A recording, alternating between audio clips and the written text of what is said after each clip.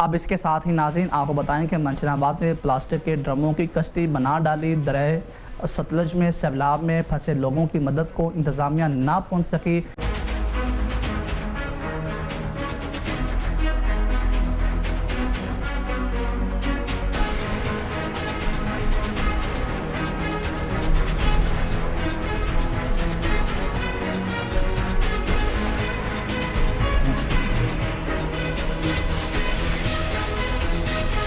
लोगों ने अपनी मदद आपके तहत प्लास्टिक के ड्रमों की कश्ती बना डाली।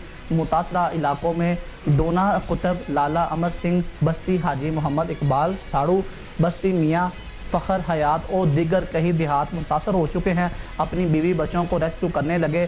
दर्जनों अफराद घरों पे फंसे हुए हैं। हज़ारों एकड़ पर खड़ी फसलें तबाह हो चुकी हैं।